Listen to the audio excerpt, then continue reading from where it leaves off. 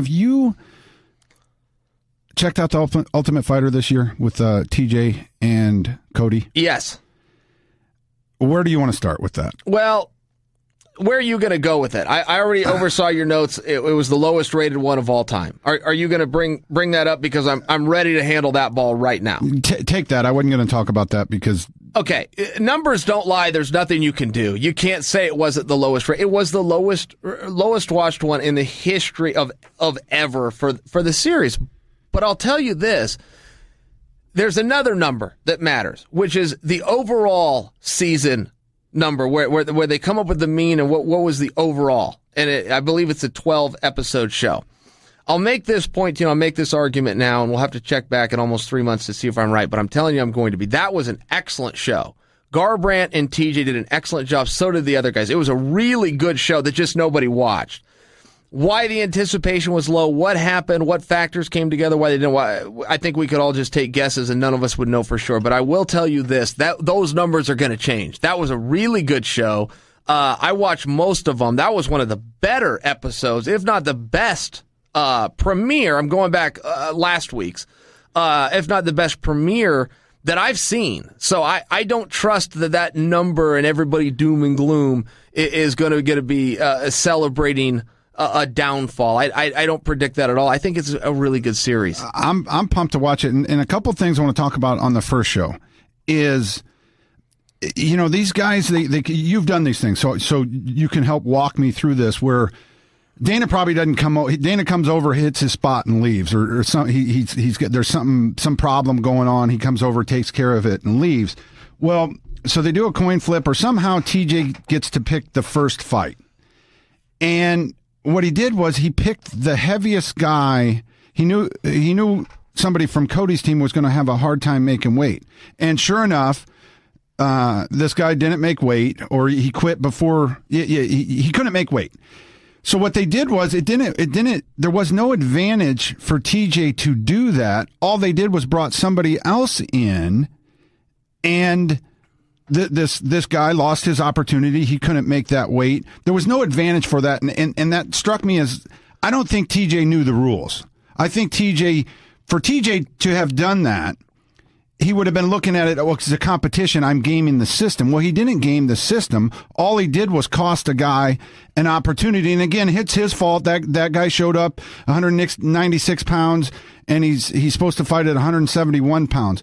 But again, if that guy had a week or 10 days to get his weight down, he made it that far. That seemed to be a little chintzy on TJ's part, only if he knew it wasn't going to benefit him. So I don't think it did. Now, another thing that's going on. Did you want me to respond to that, though, to tell you how ahead. that works behind the scenes? So TJ came in with a wrestler's mindset. This is essentially dual meet, team versus team. Each guy weighs in, you go out and have the match. If one guy doesn't make weight, your team wins by forfeit. That guy's scratched. So TJ came in with that mindset of, hey, we might just be able to get one here. Now, the Ultimate Fighter doesn't work that way because it's a show. The fans are promised to fight. There has to be a fight. So they don't have an NCAA set there. They have on the fly, we can make matchmaking adjustments. That's the part that TJ, I got why TJ did it, and I actually liked it. I liked his strategy. I didn't have the same mindset as you. But yeah, he didn't know they were just going to bring somebody else in, because that's not the fight he picked. If he would have known that, he would have picked something else. So the rules to that aren't quite as established. One of the rules there that you have to accept, whether you like it or not, is that the rules can change. That's one of the rules. The rules are, the rules can and will change so that the show must go on.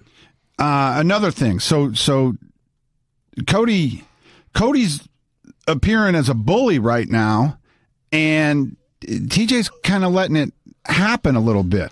But Cody's coming out the winner and being the bully. And apparently there's some tape somewhere. I heard about this like 6 months ago, that Cody had a tape of him knocking out TJ, and he has it on his phone, and TJ was like, you don't have it. That never happened. Well, now Cody's saying, hey, I'm going to release it for $50,000 to TMZ and give that money to charity. You choose the charity.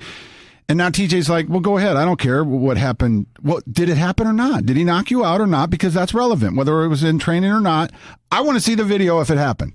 It is very interesting that Cody has been the bully in it, as you put it, because TJ, the more established fighter, they were teammates, but more importantly, TJ's older. Right, that's the way gyms work. You come into a gym, you concede to the older guy. There's just a respect factor there. You just do. And Cody's like, nah, I'm not following that rule. I don't care if I'm younger or not. You left the gym. I'm the world champion, and I'm going to beat you next. I find it interesting and compelling, but I also found it surprising because to your initial statement, TJ has kind of just let it go. TJ hasn't taken that, hey, I'm the big brother. I'm the older guy. I was here before you were. He hasn't really taken that stance with him. He's kind of just let him go, but it did surprise me. Yeah, I'm falling down the rabbit hole quick because two things. TJ's last fight with Lineker, TJ's performance was incredible. It was great, and Lineker's a great fighter. But I'm leaving out the fact that Cody beat Dominic, and he did it in fantastic fashion. So I believe, like I'm saying, TJ, I believe I'm going to fall down the rabbit hole, and by the end of this thing, I'm going to say Cody's going to win. Yeah, well, who knows? I mean, again, we talk about history, but it does go to the younger guy. We'll see what happens there. Those guys certainly have a feel for it, and I don't think it's a clear feel. TJ has some level of respect for Cody, but Cody's got some level of apprehension towards TJ where he's still trying to get in his head. So, I mean, I think those practice sessions are a lot closer than the guys who are still there and just need to back their current teammate Cody. I think they were a little closer than people are letting on. That's my own opinion, but I could tell you, Cody had no problem taking this fight, but neither did TJ. Okay. You ready? I'm going to move on. I'll say this one final thing because you brought up the Lineker fight. That might have been the best fighter that sport's ever seen. I'm ready to make that statement. It was that impressive. That the TJ Dillashaw that fought Lineker might be the best fighter the sport's ever seen. Mike Tyson had fought Michael Spinks, and at that time it was the highest paid boxing fight of all time. Tyson got $33 million and Spinks got 29 or 30, highest of all time ever. Any weight class. I mean, you get it, right? Highest paid boxing fight of all time. Mike Tyson not only knocked him down 3 times, but finished the fight in 91 seconds. And people in the know say that was the greatest boxer of all time. That moment, that there was never a boxer to live that could beat that specific Mike Tyson. I see where you're going with that. I like that. I really think TJ's performance is that good. I mean, I know how that's going to, but I really think that. And I don't miss any fights. I watch them all. I really think that TJ Dillashaw that fought John Lineker might be the single best fighter. That one, that night, that moment, sure, that the sport's ever seen. Yeah.